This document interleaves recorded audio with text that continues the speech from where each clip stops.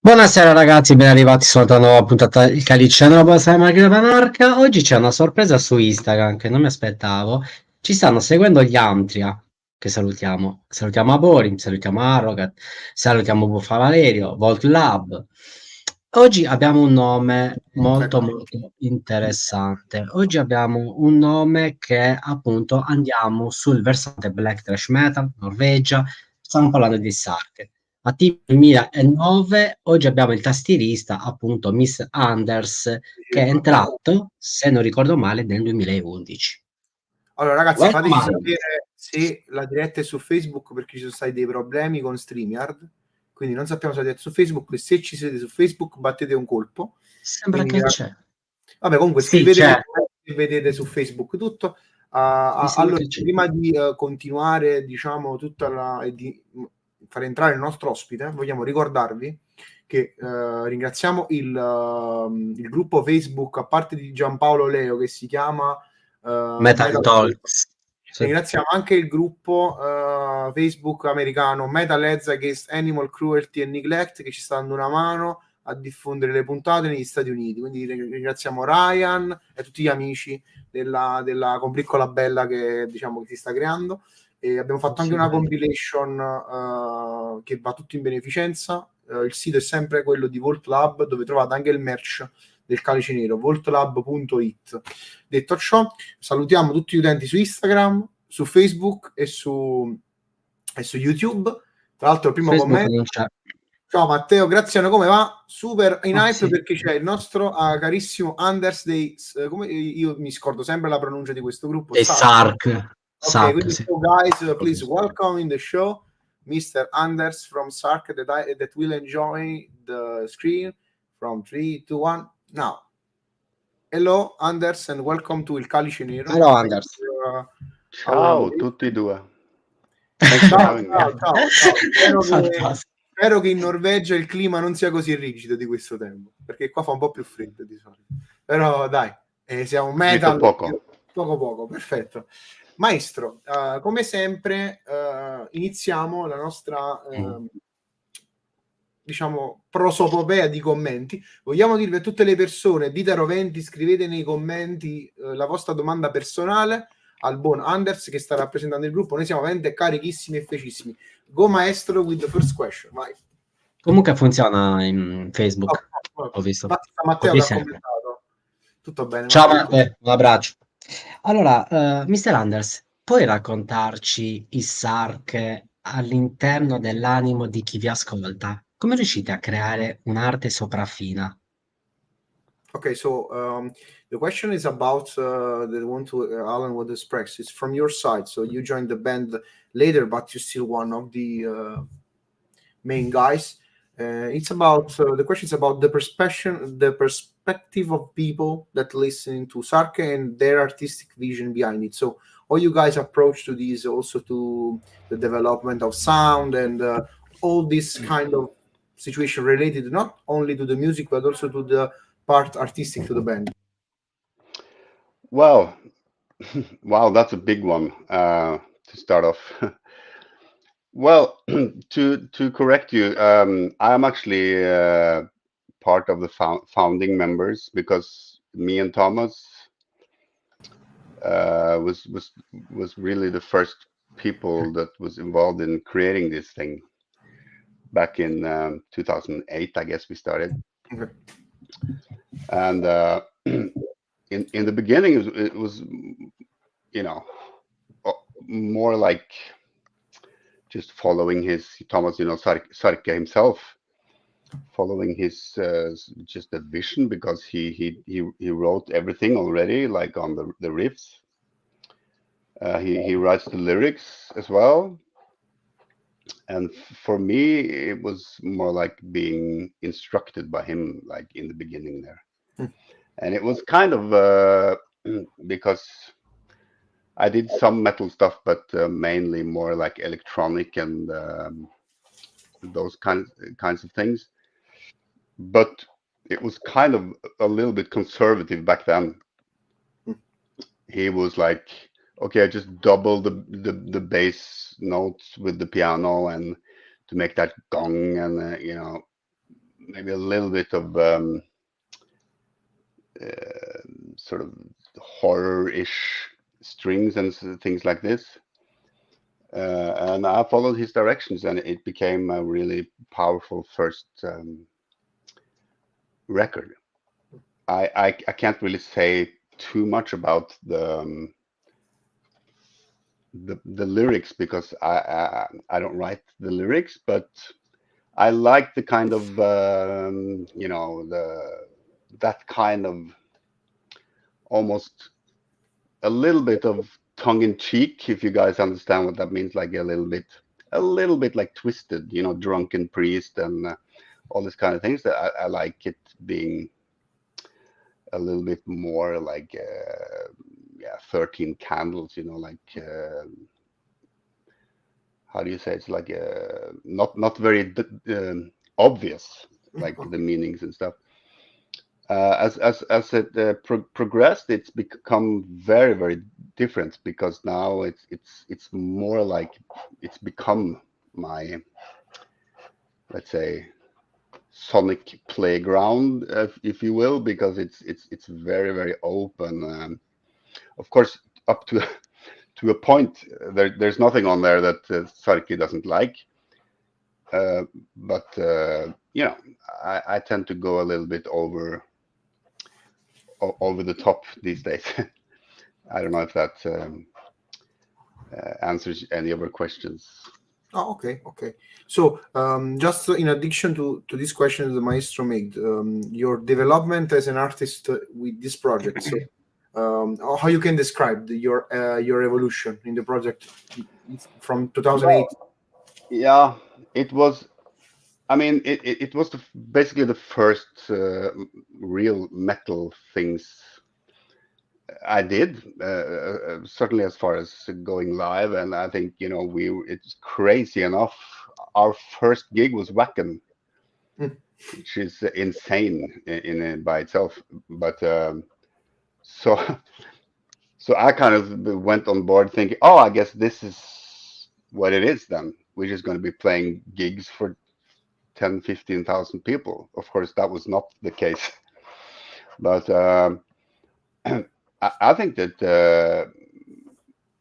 it's you know, we kind of took it in different directions together, and we've had some different members in the lineup, and of course some sort of feisty debates also about musical stuff. As far as the overall inspiration and artistic view of the whole thing, it's difficult for me to say. I asked him once, what is the inspiration behind most of what you do? And of course he answers the Norwegian forest. So that's it. Okay. But yeah, we took it in different directions, and I think that now we're actually releasing our number 8 later this year, and it's going to be fantastic. It's also even more diverse sonically, and of course it goes off in not very black metal directions often. I have even some stuff in there that's more like 70s psychedelia, and some of the stuff that I bring to the table, I guess. Yeah, I guess we grew on it together, and now it's better than ever, actually. It's just, yeah. Cool. And since you, of course, nominated the upcoming album, there is some news yet? You can unveil something to us, or we have to wait for information? Well, I think that it might be the new record now in not very long, like probably in the next, during the summer at least. Okay. I think. But of course, the record people, I don't have any direct. That's Mr. Sarke himself. So, but it's not too far away. It's finished and it's mixed and everything. And it's great. Okay, perfect. So great news for all the fans that are reaching us out.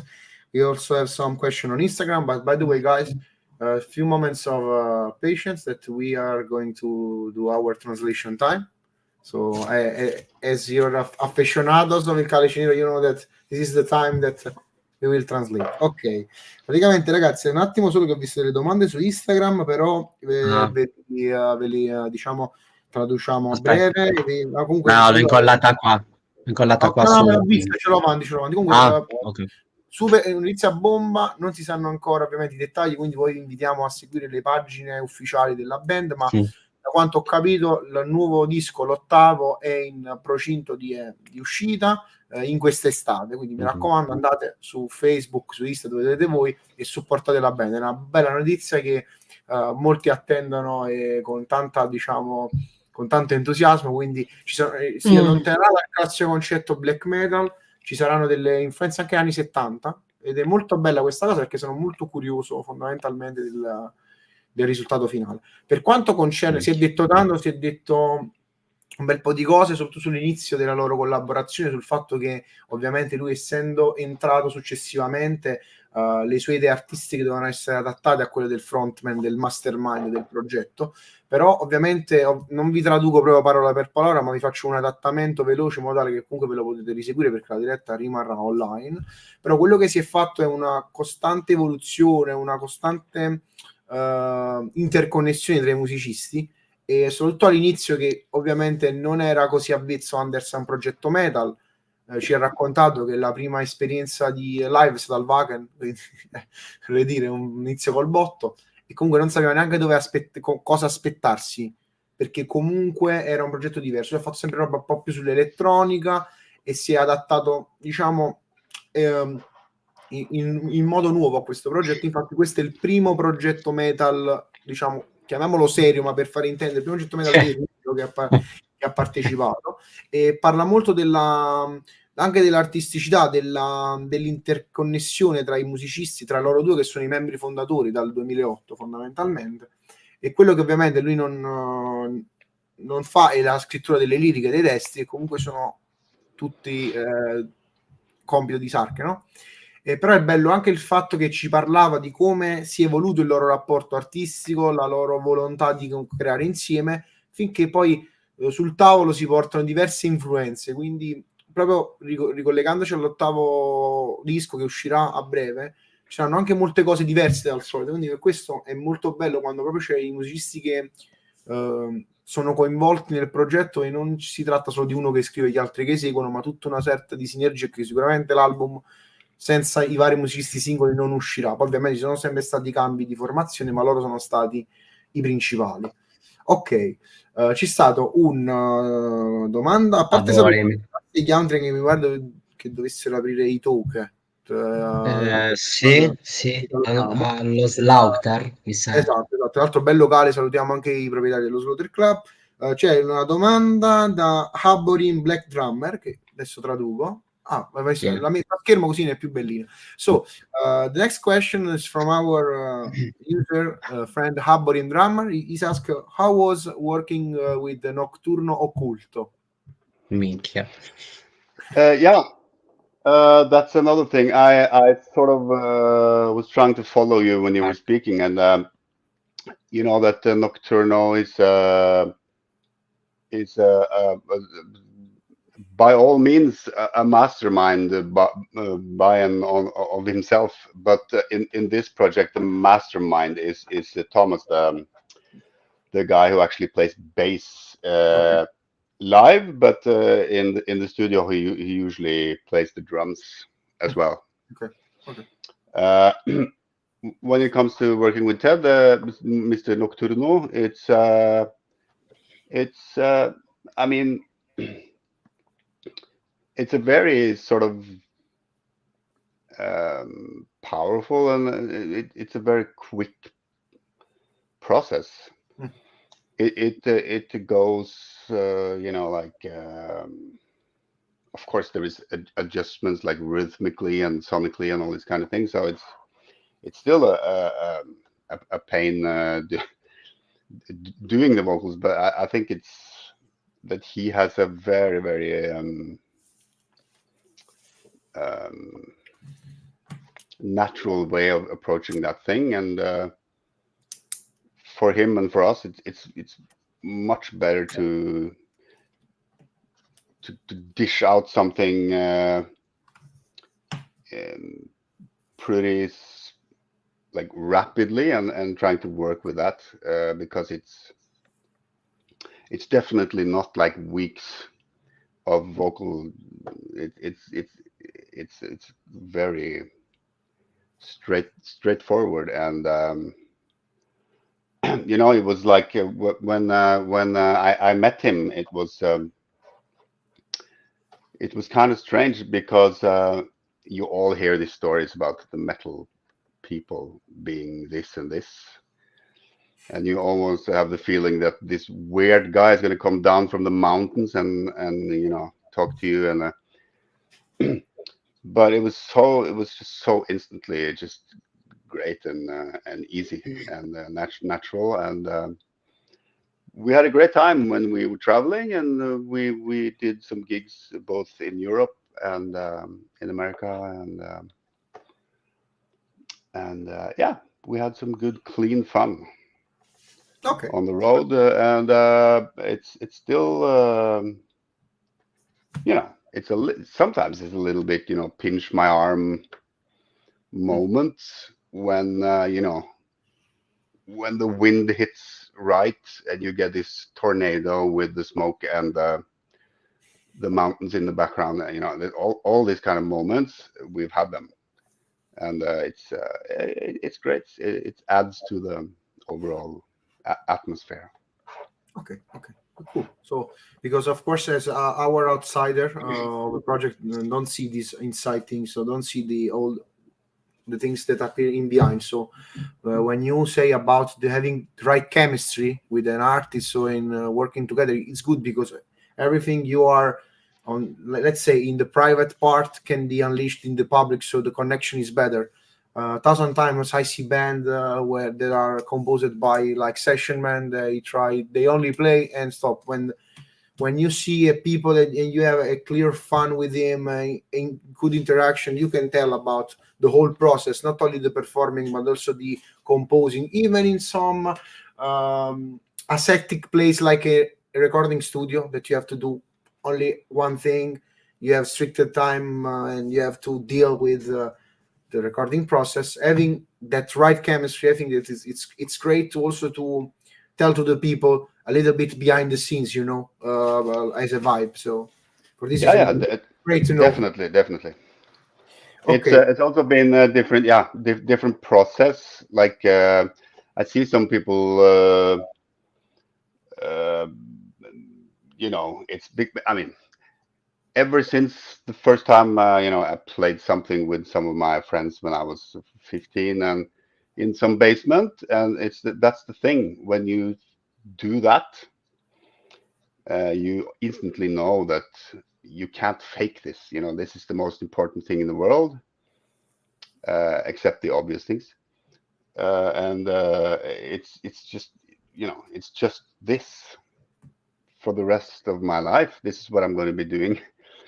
And it's kind of scary, but I take that very seriously. It's the connection and the chemistry. Yes, definitely. Perfetto.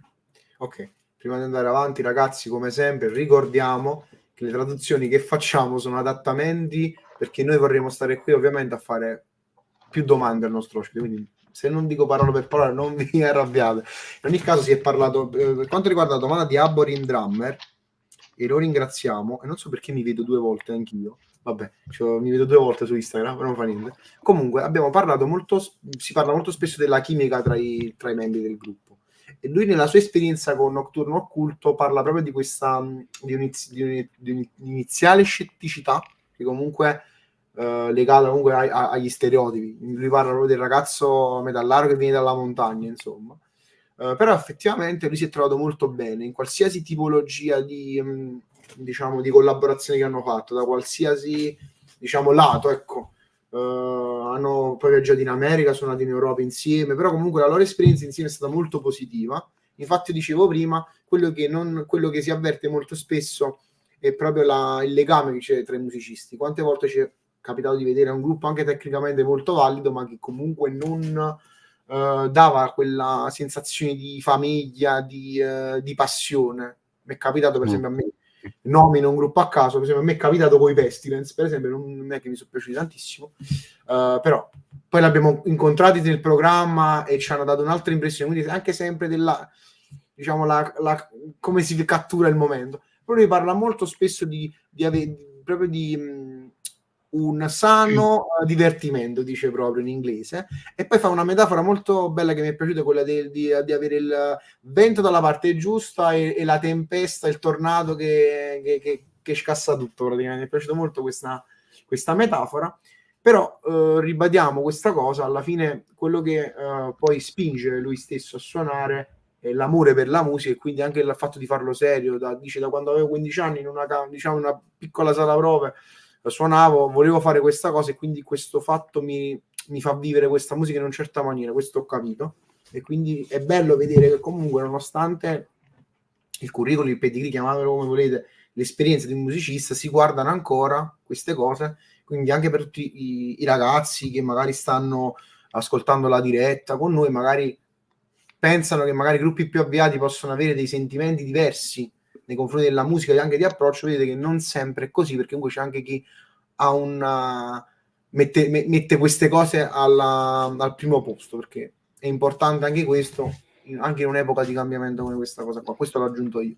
Va bene, maestro, allora non abbiamo altre domande da parte delle persone, ragazzi. Se volete sempre scriveteci, quindi lascio te con la prossima domanda. Io come sempre faccio un'aggiunta alla fine per continuare il discorso, perché molto spesso si fanno discorsi molto interessanti in questo video podcast, quindi approfitto. Vai maestro con la prossima domanda. Io saluto il largo e tempo fa, parlando di Nocturno Occulto, avevo intervistato Ferriz, persona d'oro, veramente persona squisita. Mr. Anders, come siete riusciti a portare quella chiave blues all'interno del black? E il black come ha investito? Come ha vestito, non investito, come ha vestito in maniera perfetta proprio quegli anni blues? Okay. So the maestro is asking you about he's using the term blues, vibe into black metal. So we would like to know more in depth about the process. If you recall some influences on stuff that you guys brought on the table. How was the process, and why you choose this kind of sound in that particular moment? Well, I was under the impression that you called me maestro, and I kind of liked it, but it wasn't me. No, you are you are the good maestro, and Alan is the bad maestro. From now on, I want everyone to call me maestro. Otherwise, I won't. Perfect. Actually, this is a little bit difficult question about the blues, because this is something that I've been dreading my whole life, because of being a young, Depeche Mode kid in the late 80s. This was sort of the worst of the worst, and I was just picturing, older dudes with that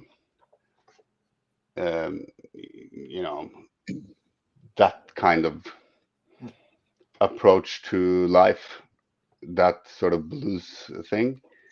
So to me, I was on the very other end of the scale. But of course, everything starts somewhere, and I know that there are so many people better equipped to talk about that. When it comes to the records that we did with Sarke, it's obviously something that we all thought was extremely fantastic, is when we can put something on there that is sort of closing in a little bit on a lot of playing, and some riffage and some licks that really go off in a direction. And even if this kind of hair metal thing and also fast playing and the bub was also very foreign to me, because I was a synth guy, right? But I still think it's, you know, I appreciate it, and I love it, a lot of that music. And of course, if you can just sneak in some of that sort of vibe, because after all, it's just a band, you know, it's just we're trying to make people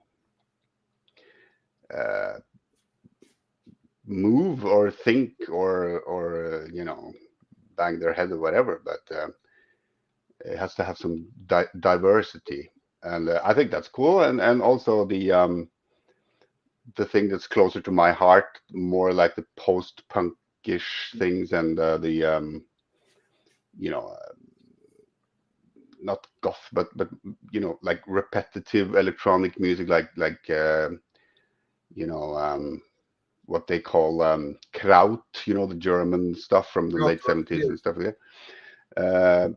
I tend to put stuff like that in there, and you know, Tangerine Dream and Can and all that kind of thing. And yeah, so that's sort of my approach to it. Also, I really like his lyrics, Thomas's lyrics, because he has a wicked sense of humor. Also, you know, the beheading of the circus director. I mean, who the fuck comes up with that? You know, that he does. And so it's a lot of sort of different short stories, like very dark and sometimes a little bit quirky and not funny, but a little bit like maybe shocking or something like that. Okay. So about the blues, I'm not your guy.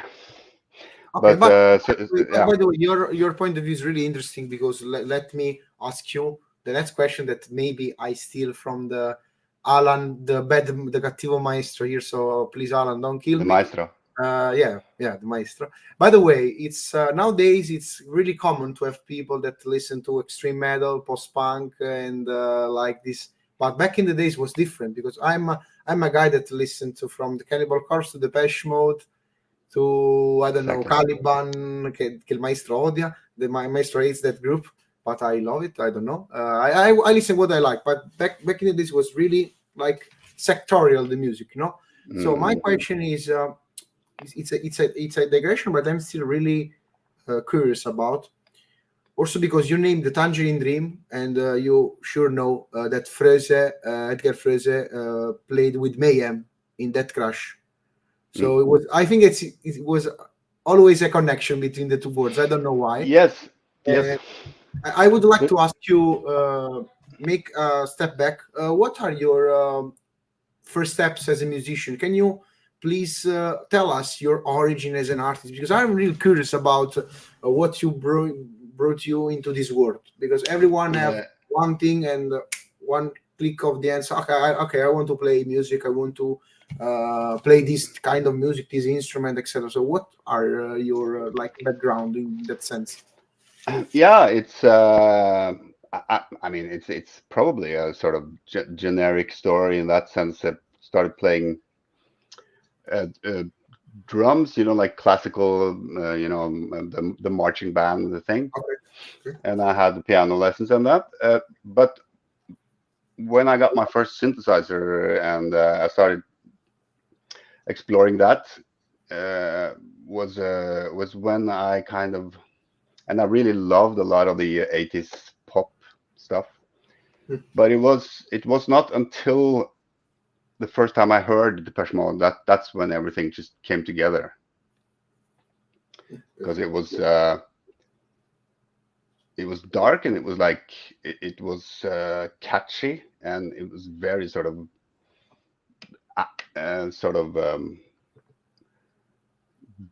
bassy, and the chords were sort of very interesting, but also like melancholic, and you know, songs about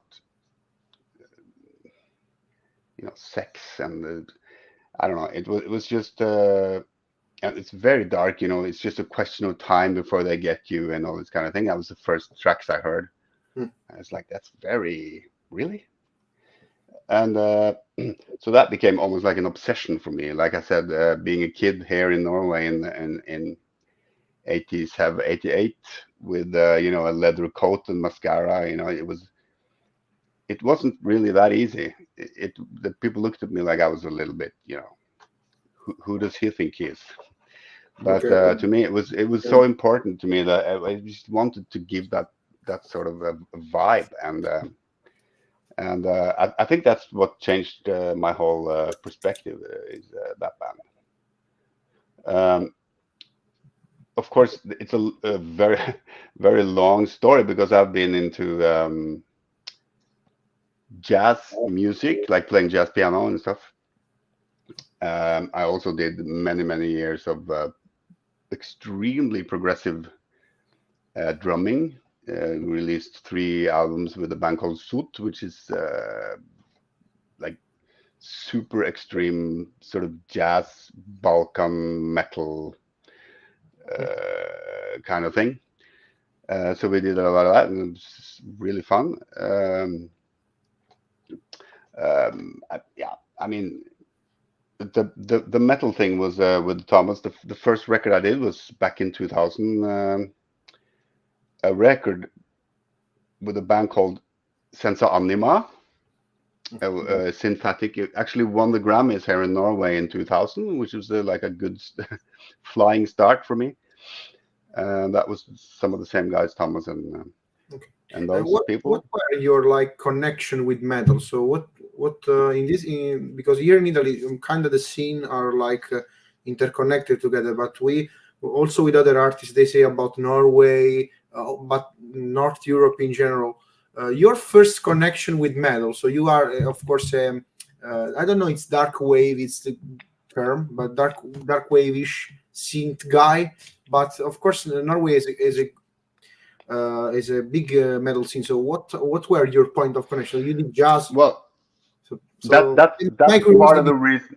All the things make sense about what we heard about you guys in Sarke, your influences. So I'm just taking all the connections.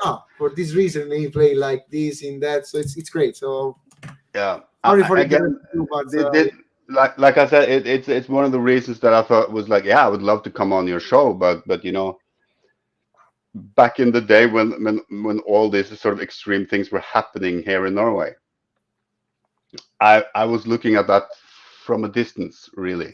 Okay. Even if I was frequenting some of the same places that these people were also frequenting. I don't know if you know the places of this in Norway, like this Elm Street and these kind of places. And I was there, and I was very fascinated by this events and the things, because I had no idea what the hell was going on at all. And that's when the churches were burning. But when the murdering started, that's when I was like, okay, now it's time to, maybe take a little detour from this thing for a while. So of course, there's, I would say that almost anyone is better equipped at answering the questions about that connection.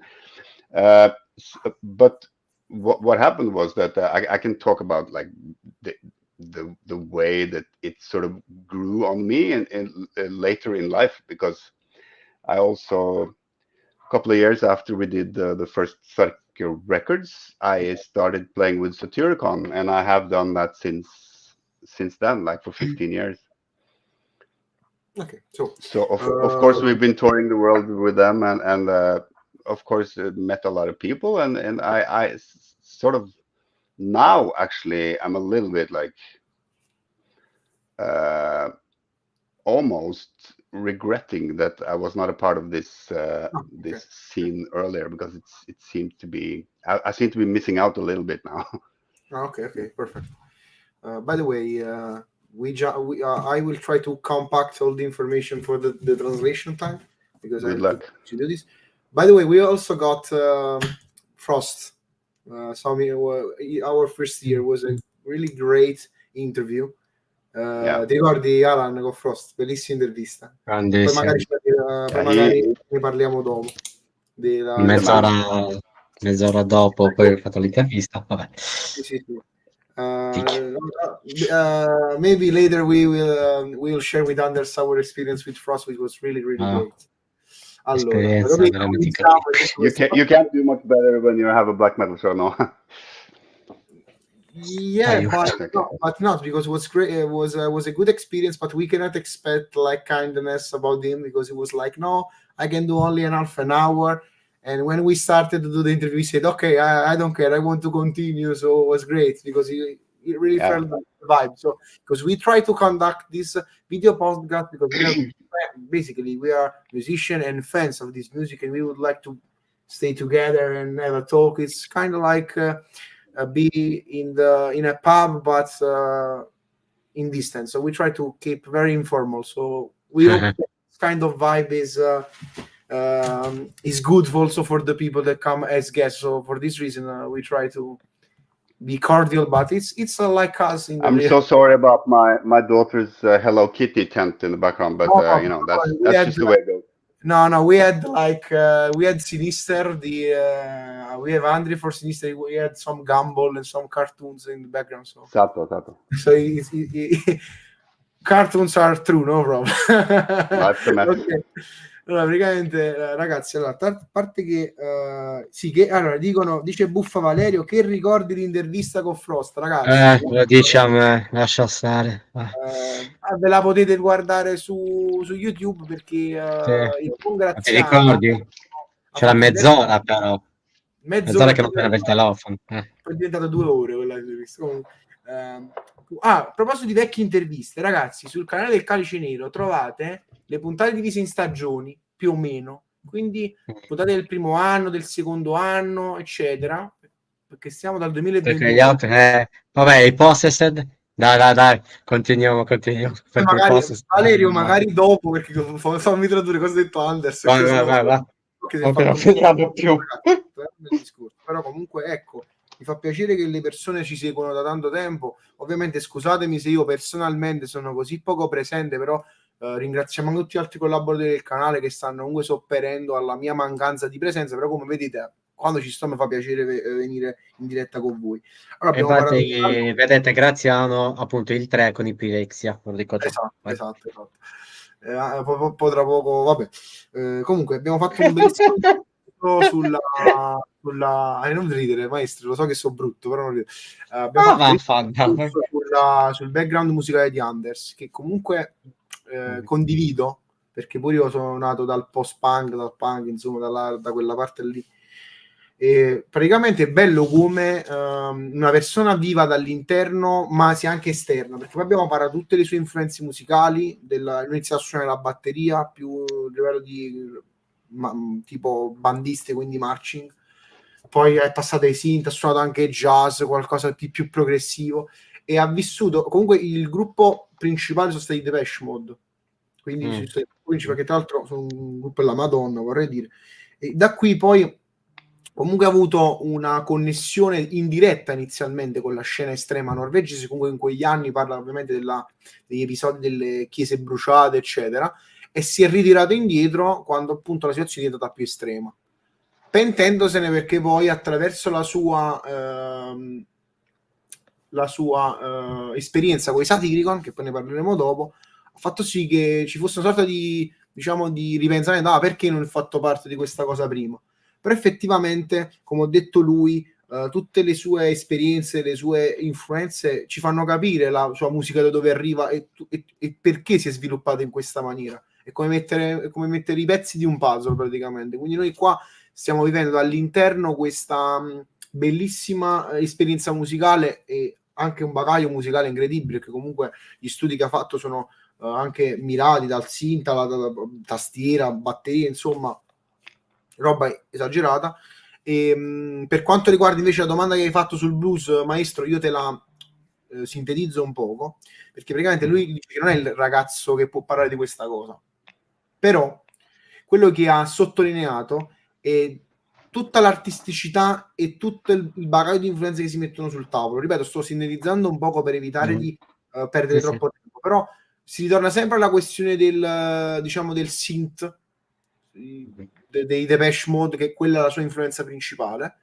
E poi ha citato gruppi che io personalmente ascolto tantissimo, come i Tangerine Dream, e tra l'altro ho fatto anche il collegamento perché, come ben sapete, uno dei mi sembra proprio Fransce, che è uno dei fondatori, ha suonato pure ha fatto una collaborazione in Death Crash con i Mayhem, quindi questi mondi sembrano distanti, magari anni fa erano ancora più distanti di adesso, ma sono sempre stati interconnessi. Faccio un esempio personale che ho vissuto in prima persona. A parte che saluto il buon Gabriele di Corazzata Valdemone, perché stava anche lui, però quante persone della scena estrema abbiamo incontrato ai Brighter Death Now, possiamo vedere, che sono i Desideri Marginis, i Brighter Death Now. Ci sono anche dei generi che sembrano distanti in qualche modo, ma c'è sempre una connessione personale. Quindi nella storia di Anders mi ci vedo io, mi ci vedo tanti amici che ho conosciuto negli anni, tante cose che mi sono successe, e quel senso proprio di famiglia, di stare insieme, di vivere questa passione attraverso le sue parole,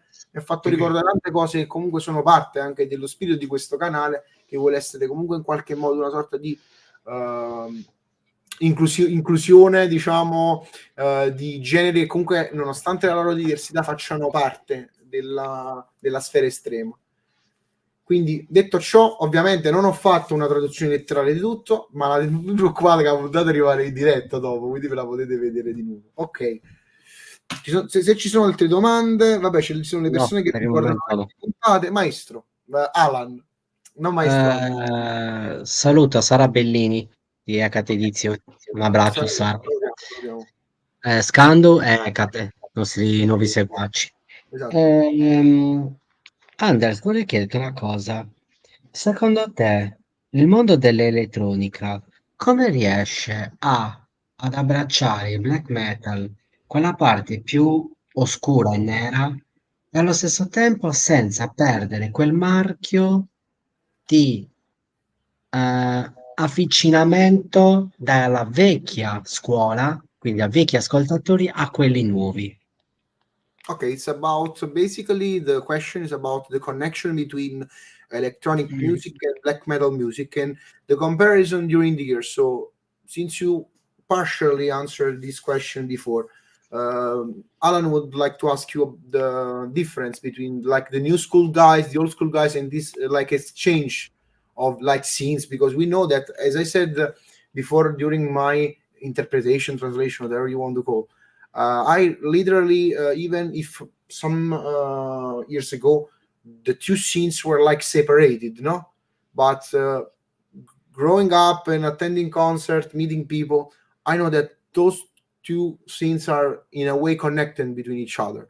So, myself would like to know from your perspective, if this situation nowadays is changed than in the past, and like if you want to compare the past and the present, so about this connection between the darkness of the black metal, but also the darkness that you can compose via an electronic music, a synthesizer, a drum pad, whatever you want to compose your music in an electronic way. Yeah. Well, again, that is it's a very interesting question, and people who were actually in the scene a little bit, well, way before me would probably have a lot to say about that. I don't really know, because obviously it was the like the bands that took it far with keyboards, like Dimmu Borgir, of course, like bands like that. Symphonic black metal was also, to me, always kind of a difficult, like it was a difficult way because to me it ended up being mostly also because of the sounds were not great. Like when you try to do like an orchestral part in 92 or stuff like that, it often ended up being a little bit. What's the word? Now I have to be careful. A little bit like. Let's say a little bit plastic. Yeah, it wasn't really Okay. organic. Yeah. Organic enough until you actually can afford to have an actual choir and an actual symphonic orchestra. Like, of course, they did. But for me, it was never any sort of because I'm too old and too irrelevant to really have any. Like now, I have no idea. Nobody seems to care. But of course, a lot of people probably have a lot to say about that particular element. But for me, it's been when he gives me the, the open blank page, and I just go with my gut, and that is something that has to do with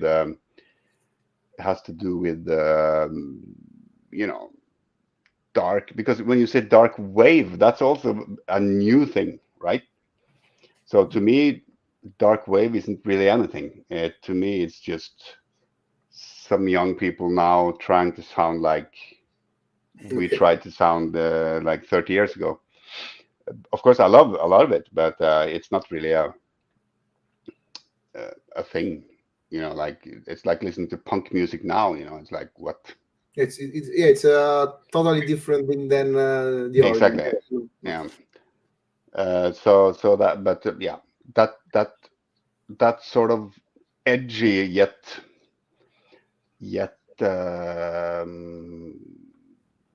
it can be monotonous. Like it could be having this sort of rolling sensation that it brings you along in some sort of movement. I love that.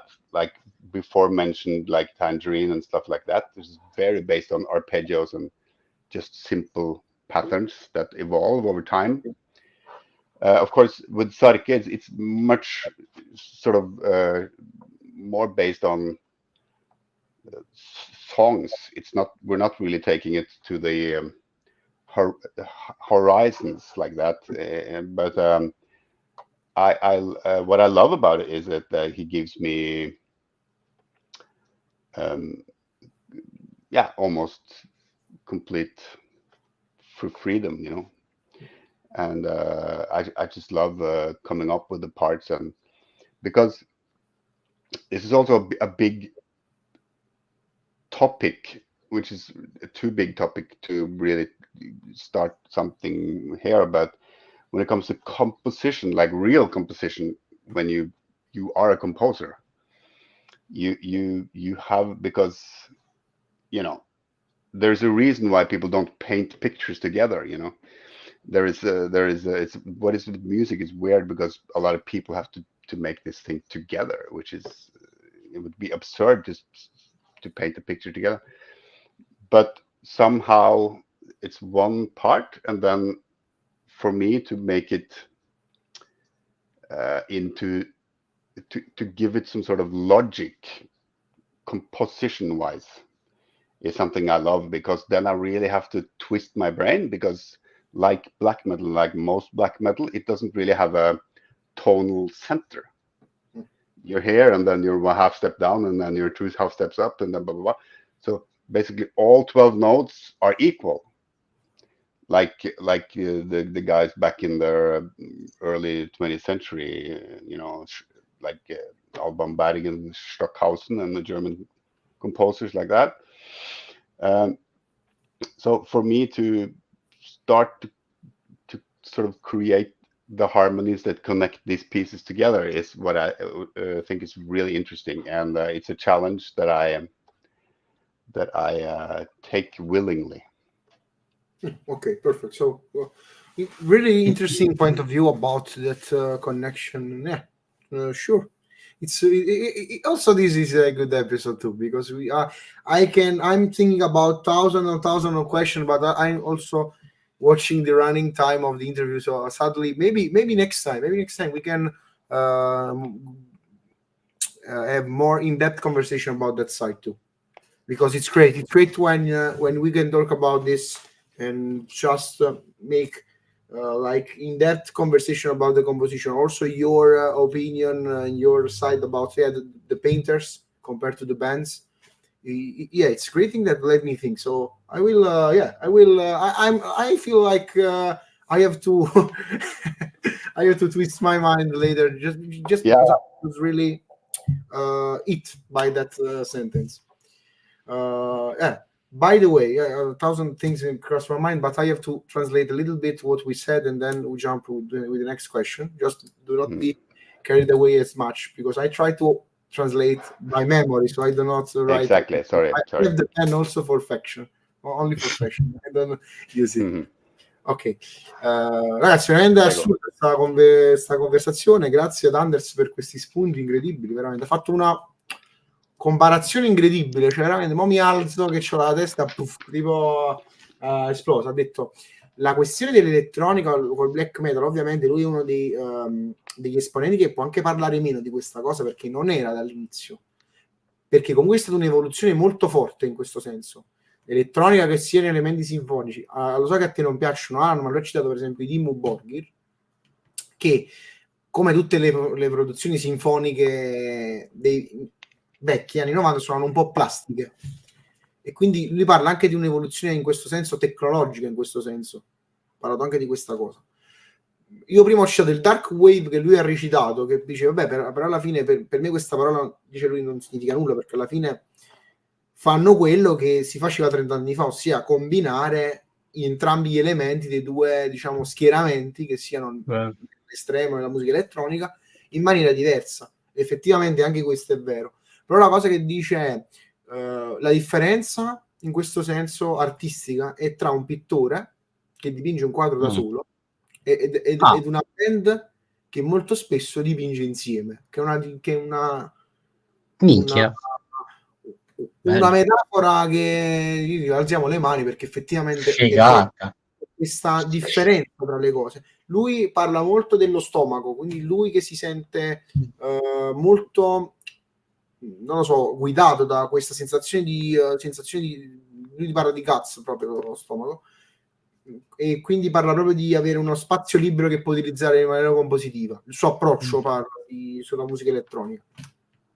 In questo senso comunque lui dice che vabbè, sono la persona che può parlare di meno di questa cosa, però comunque è esplicativo tutto quello che dice, perché ci fa immergere comunque in un mondo che sia comunque duale in questo senso, quindi come se avessimo due sfere che si intrecciano. Lui fa questo ragionamento.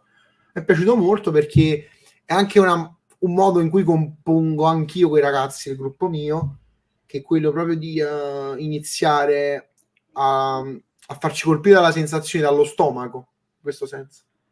E il fatto del pittore mi è piaciuto particolarmente questa metafora, perché diciamo che traducendo solo quella è come se avessi tradotto tutto il discorso che ha fatto lui.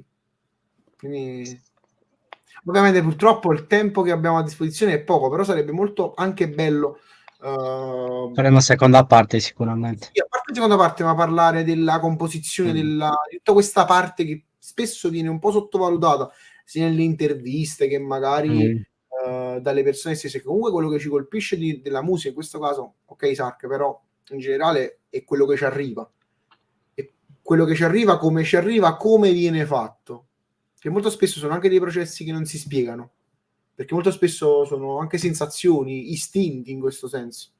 Poi c'è persone e persone che magari ci può esprimere il proprio approccio, però è molto figa come punto di vista generale dell'espressione che facevi tu, elettronica con il metal, in questo senso.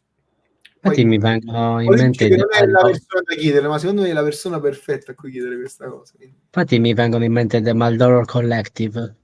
Sì, ho capito, sì. Altra band figa, minchia, veramente tanta roba. Lascia a te l'ultima domanda, remixala, girala, cerca di renderla più pittoresca, più allucinante. Vai, voglio fuori di testa, ti voglio, vai. Intanto ringraziamo tutte le persone che ci hanno seguito, ovviamente. Grazie, ragazzi, molte domande che ci avete anche posto sui nostri canali di Telegram, eccetera, sono simili, oppure in privato, a me non capite che posso io, almeno mi contattano in privato. Molte domande sono simili a quelle che già abbiamo posto, quindi ringraziamo tutti voi che ci permettete da da dicembre 2021 di poter fare questo programma. Ovviamente aspettatevi novità, ma ve ne parliamo dopo perché abbiamo l'ultima domanda per il nostro ospite. Quindi Anders, by the way, thank you for the conversation. We know that there is a lot to say, a lot to continue, but sadly the time is running out. So maybe next time, I don't know when you are down to make, but we would like to concentrate the topic on that last part in a future episode, because there is something that not everyone want to share or share in this way. I think it's an interesting topic also for the fans of this music too, that maybe want to connect more with the artist. And Yes. A piece of music can save people, can give emotion, and basically can connect the artist and the audience in a really cool way. And for this reason, the composition side, for me, it's an interesting topic, because I also try to do this by myself. Yeah, we all try. Which everyone tries. And sadly, we are an hour, and I would like to thank all the people that are enjoyed the live stream, YouTube, Facebook, and whatever. By the way, I have to tell you a little story behind the last question for you, just to give the context. Maestro said, Graziano, make it spicy, try to make this question in another way, but I try. One of our first episode was with Paul Mazurkiewicz from Cannibal Corpse, actually. And we saw at the part of the interview, you can watch on YouTube, that he was asking about our logo. Our logo, the Calice, was made from the Maestro, because basically we merged two different shows together, and we have on the bottom left, we have both our logos in one. And Paul Maruri said, guys, what's that? And so we explained about Il Calice Nero, the black calice, the meaning behind it. There is a little spider going on. And he asked us, guys, what you will put inside this calice to represent yourself? And from that point, I said, wow, what the fuck? So what you asking? And basically, we use this question that he said to us to make the last question of our podcast, basically. So, Anders, at the end of this story, inside the Calice, which drink can represent you as an artist, and also another drink you in Sarke? So, both you by yourself as an artist and both you in the band, if there is a difference. Are we talking? What are we talking? Like abstract kind of blood emotion, or are we talking about something I'd like to drink?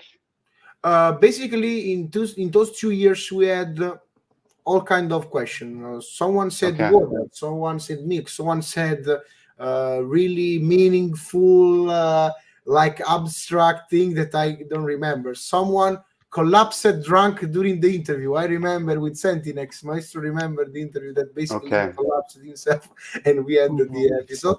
So we did really everything during these 2 years as Black Cali. So whatever you would like to say, but you have to elaborate your choice, because this is the beauty of this question. Yeah. Wow. That's difficult. And we are sober, 100% sober. I'm a straight edge guy, so I don't drink. So this is really only from our mind. Because someone said in the comment, "Are you guys drunk?" No. "Are you guys on drugs?" No. "You do?" No. We are totally good guys. So boring. Yes. Okay. Wow. You put me on the spot here now. Let me where I am in my life at this very moment. I mean, literally this very moment that I'm sitting here now. I would like to put some coffee in that calice. Coffee. Simply because it's just so. It represents waking up, like awakening. It represents sort of I don't know. It's good. It tastes good. But I like the way it makes me feel. Which kind of coffee? Which kind?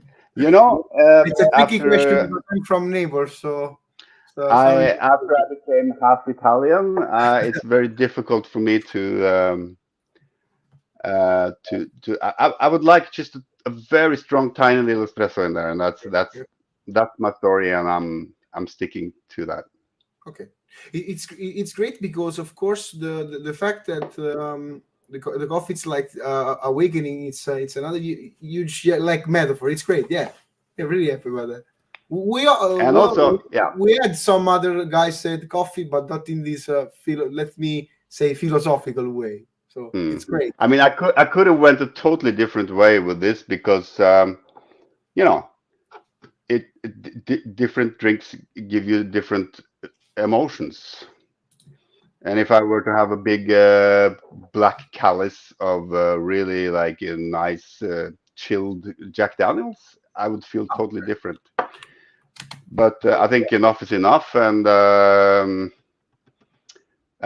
coffee is great for any occasion. Okay, like that. So. We approve that. By the way, I would like to make a little product placement, but I cannot find the pick.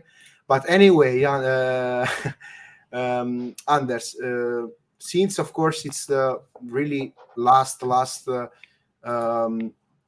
minutes of this podcast, if you have some news that you want to share about your personal project of Sarke, you can do it whatever you want. And for for the guys that wish to support the podcast, you guys can drink your coffee in the Calice Nero mug if you want. Perfetto. In case, go to www.voltlab.it, link in description, t-shirt, hoodies, and also coffee mug for other people. I will be expecting my free mug in the mail. So yeah, sure. I send you a request on Facebook so we can chat. Grazie mille. Yes, no problem about that. Yeah.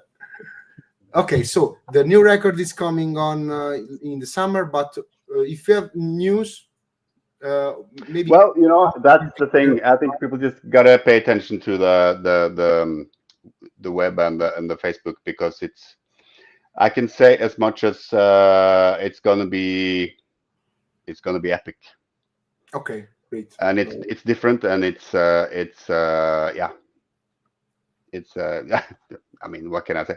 But it's the best one. I think it's the best one so far.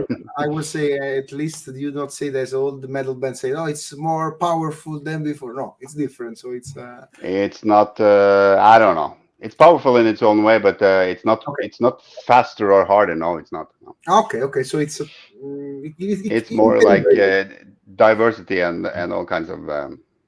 Okay. Yeah. Really look forward to hear the new stuff and basically have another chat about the album. So concentrate on the album. I like this a lot, guys. So. Thank you very much, Anders. For your time and also your I don't know. I can say the topic that can inspire us maybe into create different themes for the program, because really great to have this like exchange. So we hope that you felt in the same way that we felt tonight. Of course, we planned a lot of more questions, but as we say every time at the Calice Nero, we would like to make people speak more. Our guests. So we try to. I'm surprised myself that I could actually. Okay. Words come out of my mouth for more than 15 minutes, but it was interesting. It was your concern, by the way, before the show. I was like, I say to you that it will be flying the time. Yeah. Okay. Absolutely. Thanks, Anders, for your time. Really appreciate it. A big hug from Italy. Ciao. Stay in touch for the free mug. I send you the request. So no joking, man. Thank you. Thank you. Ciao, Anders. Ciao. Presto. E ragazzi, abbiamo avuto ospite Anders dei Sarke, una delle puntate più interessanti che abbiamo fatto ultimamente. Ovviamente, ragazzi, abbiamo fatto parlare perché c'è stato un sacco di spunti interessanti. È stato molto figo. Infatti prenderemo spunto. E a proposito di spunti, maestro, date un occhio al canale perché oltre le dirette del Cattivo Maestro ci saranno diversi tipologie di format, ne abbiamo discussi al telefono Alan per diversificare un po' i contenuti. Intanto ringraziamo Valerio che si è ricordato della puntata con gli autopsi alle 3 di notte. Ciao Vale. Quelle dei post no, aspettando, minchia, manco che stavamo aspettando Gesù Cristo in terra. Il post è stato pure fu bella la puntata. Ma quale a parte, cioè, possiamo contare sulla punta delle dita le puntate che non sono state belle? Perché poi sono state belle tutte quante. Tranne qualche gruppo underground di merda. O qualche gruppo grosso di merda. Qualche gruppo di una delusione. Una delusione. Il trono rosso sangue. Non solo loro, una delusione veramente grossa e i Sadus, veramente non so perché, ma è un discorso propositivo. Anders ha fatto un discorso sulla composizione, mi è piaciuto un sacco, ho fatto del Viige. Sì. La sua preoccupazione prima di venire in diretta è stata: ragazzi, ma deve durare un'ora per forza. Ho detto, guarda, può anche durare di meno, perché lui non si riteneva un tipo molto loquace, e anche durare di meno, però non ti preoccupare. Un'ora l'abbiamo raggiunta. Guarda che un'ora l'abbiamo raggiunta perché siamo fermati, se no potevamo continuare. È stato bello comunque vedere tutta questa parte all'interno della scena musicale norvegese, delle interconnessioni fra loro. Ovviamente ci sarebbe stato tanto da dire, ma abbiamo preferito far parlare comunque lui, che non è proprio il mastermind del progetto. Infatti ci ha detto che il front l'abbiamo avuto Sarke, il mastermind con i cold. Però lui diceva che non c'era disponibile oggi, però non ha capito che mi dispiace veramente perché musicalmente spaccano. Non posso dirvi altro, per adesso non posso dirvi altro. Poi non so. Boffa Valerio, adesso non posso dirvi altro, ragazzi. Vediamo più avanti. Hai capito perché mi vedevo doppio? Perché stavo collegato praticamente col Calice Nero dal computer e dal telefono Instagram, e poi sul mio con Volt Lab sul telefono, quindi vedevo doppio. Cioè, che cazzo, capito. No. Ragazzi, che ne pensate di questa diretta su Instagram? Vi piace? Preferite Twitch? Fai sapere nei commenti. Tra l'altro abbiamo notato che c'è stato un cambiamento nelle disposizioni dei partner di YouTube. Per chi ci volesse supportare, link in descrizione sta il PayPal, lo shop. Lo shop è meglio, così pigliate, c'è tutto, c'è tutto. Sì, le maglie. Io di solito lo so che è brutto fare così, però ci stanno le maglie, le pantofole, le toppe, c'è tutto per tutti i gusti. Mancano i perizoma, mancano. E poi ce li metto. Si potrebbe mettere, però vedere un cattivo maestro Baffa.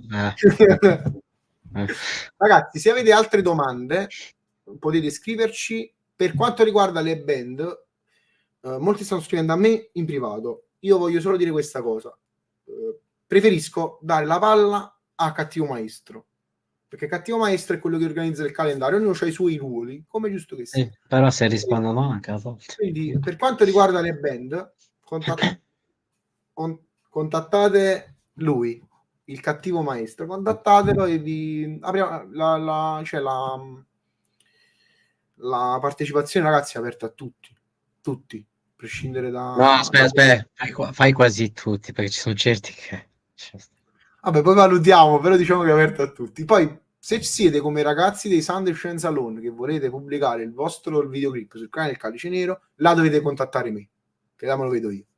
Per quanto riguarda invece tutta la situazione tecnico-pratica, ci tengo a ringraziare tutti gli amici che sono venuti, Gianluca, Arrogat, che ci sta dando una mano, al maestro. Stiamo facendo una bella cosa. Il calicenero.com, ragazzi, è il sito. Dove cazzo è? Del canale. Non trovo una cosa. Che cosa ti vede? Ragazzi, questo progettino... Fammi un attimo fa lo zoom così si vede meglio. Via. Questo progettino Ferocity. Aspetta, ma è quello che penso io. Yes. Mi raccomando, è un progetto, sì, è un progetto veramente... Ma io ricordo quante bestemmie addosso mi hanno tirato la gente, perché in quel momento storico io ho iniziato ad ascoltare metal. Però è un progetto, ragazzi. Hai capito un progetto del genere? Questo anni 90, grind death, quanto avrebbe spaccato? Questo dischetto, ragazzi, Ferocity. Ma quelli di Milano? Mm. Ho capito. Allora, ci sono anche gli Icos dagli Stati Uniti, grandissimi, c'è Ah, Paris, Brasile, grandi gli Icos, ma io me lo sarei aspettato, ragazzi. Poi vi scrivo in privato per una cosa, ragazzi. ma quindi sono proprio loro, sono quelli là. Sono Sì. quelli là. Ok. No, ho Ok. capito. Vabbè, ma la gente che avrà capito già comunque le persone. Cioè, Vabbè, però è un gruppo che merita. È un no, certo. brutal technical grind. No, ma tu hai capito negli anni 90 a fare un miscuglio tra grind e death metal? Cioè, Quanto ma siamo davanti? allora è un nome che meritava e che Lo merita so. attualmente, ok, ragazzi? Quindi ci sarà una sorpresa, non dico altro. Ho Allora, capito. io ringrazio come sempre il Margherita Narca, chirurgica nella Ragazzi, mi sono traduzione. dimenticato di scrivere Margherita Narc. Vabbè, mi conoscete pure voi. Sempre chirurgico, sempre attento ai dettagli, ai minimi particolari. Quindi veramente noi ragazzi ringraziamo tutti perché merito di voi chi scrivono, chi segue le dirette, noi siamo qua. Senza di voi noi non eravamo a fare un cazzo. Esatto. Ma Noi non poi eravamo... anche per i gruppi, cioè i gruppi, lo facciamo Sì, perché infatti. noi siamo Sì, sì. appassionati di musica, io suono, il maestro c'ha la zin che tra l'altro potete trovare tranquillamente. Una figata ragazzi, l'ho ricevuta da poco. Che uscirà anche entro nel mese di aprile la versione di distribuzione in estera. Comunque sempre sul Eh, calicenero.com trovate tutto. yes. Tranquillamente. Ragazzi, veramente noi vi ringraziamo, veramente vi ringraziamo di cuore per tutto quello che fate. Soprattutto Ehm, per stare alle tre con noi con gli autopsi, a voglia che mi devo no, ma è ringraziare. bello, è quello che i ricordi che fanno bene al cuore, Ti ricordi con veramente. il Black Funeral pure la puntata? Con chi, scusa? Il Black Funeral con Sara di Egad Edizione Funeral pure la Appunto, bella. grazie a Sara Bellini da Catena Edizioni che ha portato, appunto, è stata lei la collaboratrice nell'aver portato il Black Funeral. Veramente, non dico altro. A proposito degli spropositi. Allora, questo l'ho detto già da Alan in privato, lo dico pure a voi, sarà un lavoro un po' perché i video sono tanti. Stiamo provando a portare il video podcast su Su Spotify. Spotify. Ok, cosa dobbiamo fare? Cosa devi fare, Graziano? Prendere i 500 e passa video, convertirli solo in audio e vedere e metterli su Spotify. Non so Più quando. di 500, più di 500, 614, mi sembra. Tu non mi demoralizzare. Quindi farò una cosa, me la sono venuta a collare questa cosa perché ci tengo. Faremo questa cosa particolare dove metteremo, no, particolare no, questa cosa in particolare dove metteremo gli episodi. Ovviamente saranno gli stessi, però versione audio su Spotify. E praticamente potrete seguire anche lì. Ci saranno dei video tematici registrati, li farò io. Ho chiesto al maestro se gli piaceva come idea, magari coinvolgiamo anche lui. Il CD Aver Max l'ha fatto vedere il maestro prima, noi lo possiamo far rivedere. Comunque ci saranno diversi contenuti su YouTube, un po' diversi, editoriali registrati. Voglio provare diverse cose perché ho conosciuto un ragazzo canadese che non mi ricordo come si chiama, un nome molto strano, che c'ha un canale che è nato da poco. Lui fa proprio storytelling, racconta ovviamente dell'epoca MySpace, tutte le band che sono esplose nell'epoca MySpace, che il maestro sicuramente si ricorda che figata era quel social media dove tutto diceva attorno alla musica. Ho detto, lui lo fa in inglese, perché non farlo anche noi in italiano? Quindi lavoreremo anche su questo. Ovviamente le dirette saranno il contenuto principale, però esploreremo diversi formati e voi scriveteci se avete qualche, diciamo, idea, suggerimento, se qualche artista che volete portare. Quante volte abbiamo portato un artista sul canale perché ce lo chiedevano? Sì. Quindi, Okay. ma maestro, vuoi far rivedere il CD oppure vuoi lasciarlo nella... No, dovete seguire il giorno di Pasqua. proprio domenica. Non Quindi non dico l'annunci altro. neanche. L'annuncerò domani, ma adesso non dico niente. Ok. Salutiamo gli eventuali personaggi che verranno domenica. Basta. Per la Sakura Pasquale, appunto, per incoronare Dio, portiamo appunto questa band. Lo Ragazzi, struggente. Ragazzi, se la vuoi vedere basta che vai su YouTube, vai indietro e vedi il CD. Paganini non si ripete, dicevo. No, a farti gli scherzi. Maestro, qualche altro annuncio abbiamo detto, le novità, Spotify? Allora, sì, sabato ci sono i Draconian. Ok, Va bene. Niente ragazzi, noi vi salutiamo, grazie Margre Manarca, il grande spettacolo continua, non si fermerà mai, sacco il codice non è 000, non è conto in banca e appunto la volta però mi rubi le battute, non è giusto perché poi metto a ridere, non trovo il video più. Dove cazzo sta? Ah, eccolo, ragazzi, buone cose, un saluto da Graziano ed Alan, un abbraccio, a presto. Au revoir ragazzi. Il commento, comunico. Ah, Lenax, sì, Lenax sono un grandissimo gruppo americano, no? Che conosco già Jason. Salutiamo Ciao, dove sta il video? Eccolo, ciao ragazzi.